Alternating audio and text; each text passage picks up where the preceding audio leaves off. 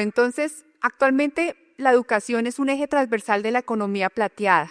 Tanto pues, ofrece herramientas de capacitación para las personas mayores y también, o sea, esas herramientas es porque también es un interés genuino de las personas mayores y no solo representa una oportunidad de crecimiento para las personas que están en este segmento, sino también es una oportunidad para las instituciones.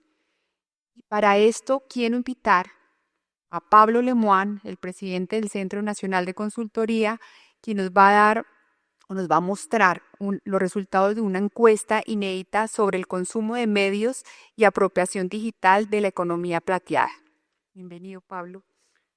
Bueno, buenos días a todos. Muchas gracias por estar acá, por acompañarnos hoy. Muchas gracias a Jaime Arteaga por la invitación.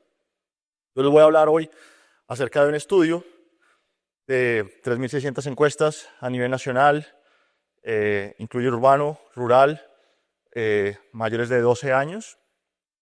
Entonces tenemos básicamente como el Rolls Royce de los estudios, ¿sí? Los datos que les voy a presentar terminaron campo en la primera semana de febrero, entonces estos datos son fresquitos. Pero antes de empezar, me parece importante empezar a dar un contexto. Este es como el índice de mi presentación. Lo primero que voy a hablar es un poco del contexto y un poco cómo llegamos acá, y el tema de la economía plateada, por qué se vuelve tan relevante. Después voy a hablar de brechas y potenciadores de la apropiación. Voy a hablar de la apropiación digital y cómo eso se ve reflejado en el consumo de medios, en el consumo de redes sociales y un poco en lo que está pasando ahora con la inteligencia artificial y qué podemos esperar más adelante. Entonces, primero quiero hablar del contexto, digamos, por qué se vuelve tan importante la economía plateada. Y me parece importante como empezar como desde el principio de los tiempos, por decirlo de alguna manera, ¿cierto? Entonces, esta es la gráfica de población mundial. Aquí tenemos en este eje, perdón, déjenme buscar dónde puedo señalar. Estos son 1.000 millones de personas y este es como 9.000, son 1.000 millones de personas. Y básicamente la historia de la humanidad es una población relativamente estable o creciendo lentamente por miles de años, ¿sí? Esto se debía básicamente a que cuando una pareja tenía hijos, tenía alrededor de 6 hijos en esa época, era el promedio, pero de esos 6 hijos morían 4 antes de poder volver a tener hijos. Sí, eso es cuando hablamos del balance ambiental de la población, era ese balance, ¿sí? Donde morían los hijos y por eso teníamos una población estable. Con la revolución industrial se inventan una serie de beneficios, aumentan los ingresos de la población, se desarrolla el jabón, que eso fue un gran cambio, y empezamos a tener un crecimiento exponencial, lo que nos tomó 7.000 años, digamos, de pasar de 10 millones de personas a 1.000 millones de personas. Pasamos en estos siguientes 100 años de 1.000 millones de personas a 3.000 millones de personas, como hasta 1950, 1960, y eso básicamente se debió a que pasamos de 2 personas, tenían 6 hijos, pero ahora sobrevivían 4. Y eso lleva generación tras generación a que se duplique la población, y en los últimos años hemos tenido una disminución en la natalidad, y eso ha llevado a un crecimiento lineal. Ya no tenemos estos crecimientos exponenciales y se espera que en el futuro la población, estas son las estimaciones de las Naciones Unidas, la población se estabilice, es como el escenario más probable, que es el que está arriba, y hay un escenario de disminución de población o un seguimiento de crecimiento, ¿sí?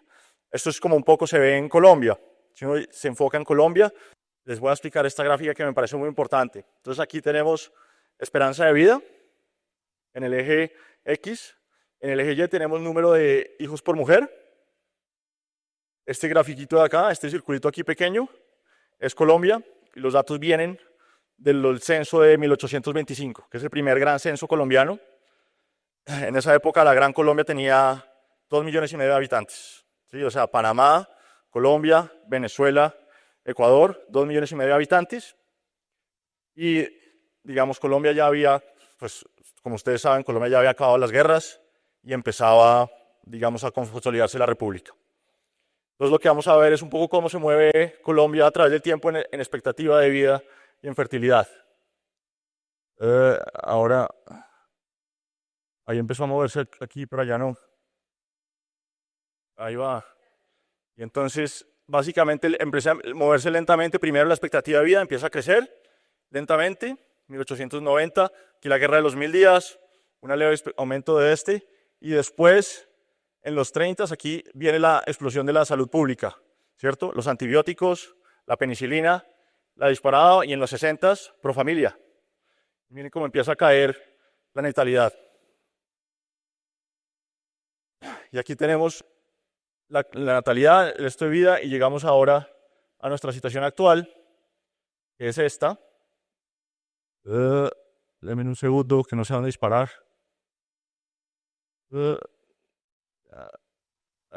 Esta. ¿Cierto? Entonces este es el recorrido. ¿Sí? Pasamos de 6.19 hijos por mujer y 32 años de expectativa de vida a 1.65 hijos por mujer y 81 años de expectativa de vida. ¿Sí? Una transformación absoluta del país. Si alguien dice que Colombia no ha avanzado, que llevamos 200 años estancados, pues es un poco falta de perspectiva. Así se ve un poco si uno ve las pirámides, ¿sí? Un poco esta idea de que muchos hijos vivíamos poco y va cambiando a través del tiempo. Es en 1970, 1980, 1990, 1998, 2018. Ya somos más los mayores que los niños. 2038, 2050. Para 2050 se espera que el 40% de la población sea mayor a 50 años. ¿Sí? 42 años, entonces esto se vuelve muy relevante. Esta es la población y se espera con estas tasas que ustedes vieron, obviamente la tasa de reemplazo, o para que la población se mantenga estable, es alrededor de 2.1, 2.2 hijos por mujer. Estamos en 1.37, entonces se espera que la población empiece a caer. Otra revolución que ha venido pasando también, ¿sí? Que está mucho más rápido, que es la Internet. Entonces aquí vemos, Internet empieza en 1990, es como la primera página. Nace Google en 1998. La primera medición que nosotros tenemos del uso de Internet es de 1999. 1.8% de las personas reportaban usar Internet el día anterior. Y es decir, que Internet más o menos tiene 25 años en Colombia. Eso quiere decir que la población que hoy es, digamos, mayor de 50 años, conoció Internet alrededor de los 25 años y son de los primeros. Y eso tiene unas implicaciones muy importantes porque si quieren fijar una vida, si 25, 30, 40 años, una vida ya montada, digamos que no era digital. ¿Sí? Y entonces eso nos genera como unas cosas y una primera implicación de eso que es muy importante es que el tiempo que lleva la población usando Internet es bastante similar a través de las épocas, ¿no? Esta vez cuando le preguntamos a la gente, ¿usted hace cuánto tiempo empezó a usar Internet? Ustedes se dan cuenta que el tiempo de los silenciosos, los mayores de 60 años, que tienen más de 79 años, tienen prácticamente el mismo tiempo que la generación Z usando Internet. ¿Sí? Esto es en meses. Entonces, digamos que la capacidad de aprender no ha estado. Lo siguiente que es muy importante es decir que con qué frecuencia navegan en Internet, también navegan con menos frecuencia. ¿Sí? Ustedes preguntan todos los días. La mitad de los silenciosos navega todos los días. Cuando uno va bajando en la generación, pues cada vez navegan, digamos, menos. No navegan una vez al mes 13%, ¿sí? Eso es, pues obviamente. Lo siguiente es cuando se conectan, con qué frecuencia se conectan, qué tanto dura la conexión. También dura menos tiempo. En promedio, los mayores es 86 minutos, 157 minutos. La generación Z, 242 minutos. Nosotros cuando hacemos trabajo cualitativo hablamos una cosa muy importante en la apropiación digital y es que las personas que tienen altos niveles de apropiación digital hacen un esfuerzo por desconectarse, ¿sí? Como que siempre están inmersos y conscientemente tienen que hacer un esfuerzo por desconectarse. Las personas con baja apropiación digital pues, tienen que conectarse, ¿sí? Son conscientes de que tengo que entrar a Internet, mientras que los no conectados están siempre, ¿sí? Los de apropiación alto nivel, perdón. Y después está otras cosas que ayudan a hablar más en Internet o de estar más cómodos en Internet, que es el manejo del inglés, que los mayores también tienen una probabilidad más baja de saber inglés. ¿Sí? Y esto tiene varias otras cosas. Los mayores también usan velocidades más lentas, los padres tuvieron menos educación. Hay una serie de cosas que hacen que las brechas sean mayores. Y cuando uno habla de apropiación digital, digamos, y aquí quiero tomar un minuto para decir qué es la apropiación digital. Y lo que nosotros llamamos la apropiación digital, más que como una capacidad, es como un lugar donde está uno y tenemos una ruta de apropiación digital. ¿Sí? Nosotros vemos que las personas cuando entran a Internet lo primero que hacen es comunicar y entretenerse. Ese es como el primer paso. ¿Sí? Cuando después de pasar un tiempo y sentirse cómodos en Internet, pasan a un siguiente nivel que es educación y participación. Y participación es que empiezan a poner sus intereses en Internet, más que ver Internet, empiezan a decir, a mí me interesa esto, promover esto, hacer esto, compartir intereses, discutir en Internet. Y lo otro que es muy importante y que es muy fundamental para llegar al siguiente nivel es la educación. Es cuando las personas empiezan a aprender en Internet. Y ese es un paso fundamental, que es cuando yo le hago preguntas a la herramienta. Y eso me lleva al tercer nivel, que es lo que nosotros llamamos ciudadanía digital. Y este es un nivel de empoderamiento, y el verbatim que me parece que define este nivel son las personas que dicen, yo Internet lo puedo todo, porque lo que no puedo, lo puedo aprender. Y entonces, y aquí lo que ocurre también, que es muy importante, es la transacción. ¿Sí? Son personas que se sienten cómodas haciendo transacción, y nosotros llamamos comodidad que hacen transacciones, ¿sí? Ya la hacen con una frecuencia semanal, ¿sí? Entonces ahora miremos un poco la historia de Colombia, de cómo viene cambiando Colombia a través del tiempo en estos niveles, ¿no? Entonces ustedes ven, lo pongo aquí, Colombia empezó siendo muy hábil, muy bueno para conectar a su población, ¿sí? Ese es como el primer nivel, que pasamos de 42% en el 2016 a 20% en 2020, pero lo que estaba pasando era que todo el mundo estaba entrando a este primer nivel. Nosotros consideramos que es fundamental, digamos, y por eso este eje está un poco corrido en cero acá, entrar a los niveles amarillo y verde, digamos, es lo que nosotros llamamos Internet productivo, que es cuando la persona empieza a educarse y empieza a generar transacciones y empieza a tener como unos beneficios, más que simplemente comunicar y entretenerse. Y obviamente esta es la situación actual, digamos, la pandemia nos subió, es un disparo absoluto, y después volvimos a caer en 2023 y en 2025, digamos, fresquito, recién salido del horno, estamos como a niveles de pandemia. Ahora, estos son promedios, ¿sí? El problema con los promedios, ustedes lo conocen bien, si uno tiene los pies en el congelador y la cabeza en el horno, en promedio está bien, ¿cierto? Entonces aquí está un poco cómo se ve esto por edades, ¿sí? Por generaciones. Entonces, pues un poco era de esperarse, digamos, con lo que yo les contaba, que las generaciones tienen unos niveles de protección más bajos, es más probable que no estén conectados y muy poco probable que tengan las capacidades o que han llegado a estos niveles de lo que nosotros llamamos ciudadanía digital. Y obviamente esto se ve reflejado en las vidas. ¿Sí? Estas son las actividades. Entonces, para que ustedes entiendan este mapa, en naranja está lo que se hace exclusivamente digital, las actividades que yo hago exclusivamente digital. En este azul clarito es que se hace mixto y azul es que se hace análogamente, ¿sí? Que se hace, digamos, presencialmente, por decirlo de alguna manera. Entonces aquí tenemos una serie de actividades y así se ve esto por generación. Y lo que uno puede ver es que la participación de Internet en la vida de los estos es mucho menor. Existe, ocurre, pero es mucho menor en su participación en la vida que la de los más jóvenes. ¿Cierto? Y eso, pues, por supuesto, se refleja en el consumo de medios. Aquí vamos a hablar del consumo de medios. Y entonces aquí en este lado tenemos el consumo de radio. Este es el porcentaje de personas que escuchan música a través de una emisora de radio, AM o FM. Y esta línea roja lo que nos dice es cuántas veces lo oyó a través de AM, FM. Y esta línea aquí de este lado es si lo oyó a través de Internet, de OTTs, o oyó música a través de OTTs, Spotify, etcétera, etcétera. Entonces aquí vemos claramente como los porcentajes de cómo aumenta esto y cómo disminuye. Ahora 51%, digamos que la fuerza de la radio sigue vigente. Eso es como también un mensaje muy relevante, ¿no? Incluso en los jóvenes, que es una cosa que no, sí, como que la gente dice que ya no se escucha, ahí sigue, fundamental. Ahora tenemos algo similar con la televisión. Este es el uso de la televisión, este es el rating de televisión por edad. Digamos que el pico más alto es entre los 45 y los 55 años. Después cae levemente, pero muy por encima de lo otro. Ahora, cuando uno lo mira por estrato, en los estratos 1, 2 y 3,